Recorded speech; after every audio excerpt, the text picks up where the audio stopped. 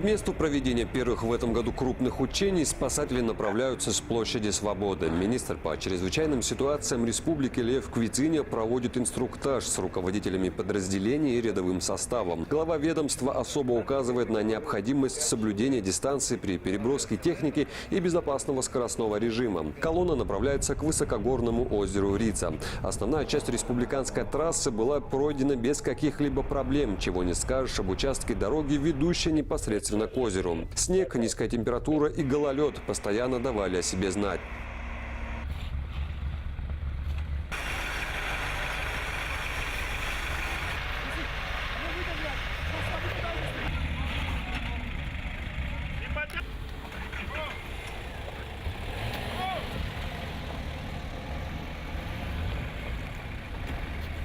Конечным пунктом следования стал пологий берег озера Рица, неподалеку от государственной дачи Сталина. На месте началась комплектация оперативного штаба инвентарем, средствами связи, аудиоаппаратурой и автономным электропитанием, организация пункта питания и место размещения личного состава.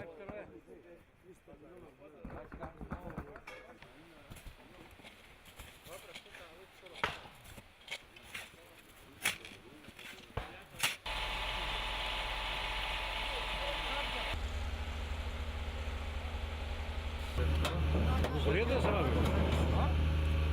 С утра доеду, дорога снег, тяжело. В субботу утром стартовал первый день тактико-специальных учений. Согласно плану работы МЧС Республики Абхазия на 2018 год, на сегодняшний день у нас запланированы учения на тему ликвидация последствий схода снежной лавины. Будут задействованы подразделения МЧС Республики Абхазия, Центр «Пламя», водолазные расчеты, кинологические расчеты, пиротехники. Будут отрабатываться взаимодействие этих подразделений в условиях горной местности со снежным покровом. Будет задействована техника порядка 20 единиц и 50 человек личного состава. Товарищ министр, личный состав подразделения МЧС Республики Абхазия для проведения тактико-специальных учений готов.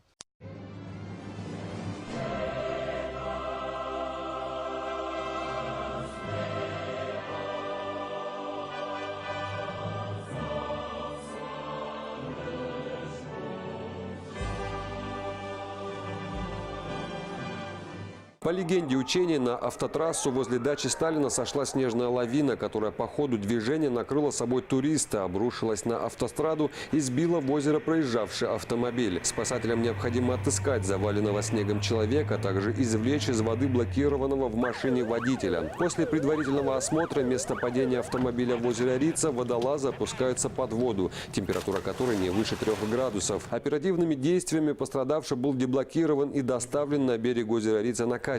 Однако при транспортировке деблокированного пострадавшего было установлено, что в автомобиле находился еще один человек. На берегу озера на снегу наблюдаются следы человека, ведущие в лесной массив, о чем было незамедлительно доложено в оперативный штаб. Оперативным штабом принято решение отправить на поиски кинологов с собакой, волонтеров поисково-спасательной службы Юга России и группу лыжников. В основном у нас лабрадоры, акиты, бигль есть, овчарки. Вот, все они рабочие, аттестованные. То есть мы волонтеры, аттестовываем собак на базе МЧС. Все они с аттестацией. Вот сегодня что они будут делать? Сегодня они будут красиво показывать, как они умеют искать. Пострадавший человек был найден и доставлен в оперативный штаб, где последнему была оказана первая медицинская помощь. Это 9-й пострадавший найден, как понял. Принимайте его эвакуацию людей. Понял. Тем временем одна часть спасателей осторожно спускает пострадавшего от лавины, в то время как другие готовят площадку для его приема сверху и дальнейшей транспортировки. Учитывая, что заваленная лавиной дорога ведет к государственному объекту, руководством оперативного штаба по ликвидации ЧС было принято решение о деблокировании автотрассы от сошедшей снежной лавины путем взрыва последней.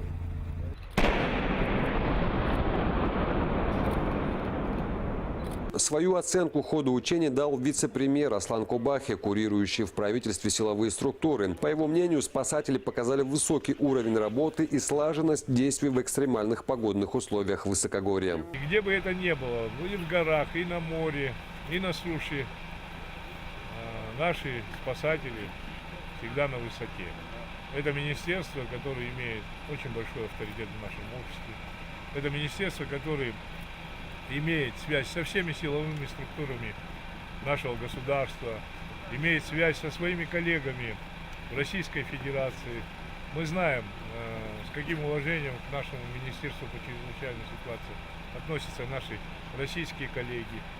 И это подтверждается сегодняшним учением, где присутствуют наши друзья, братья с Российской Федерации. Промежуточные итоги учений подвел и глава спасательного ведомства страны. По результатам проведения учений с пятницы по воскресенье работа была сложная.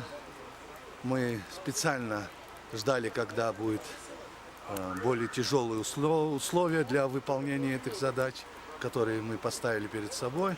Я очень доволен работой наших спасателей. И на сегодняшний день, в случае чрезвычайных ситуаций, еще раз мы убеждаемся в том, что боевая готовность есть, и ребята получили определенный опыт. Мы будем делать еще анализ, разбор полетов. Завтра уже спокойно, на местах. И в общем и целом все прошло положительно. Оценка с моей стороны на хорошо. По завершению маневров основная группа спасателей осталась на ночевку у озера. Вечер коротали у костра под звуки гитары и мелодии песен.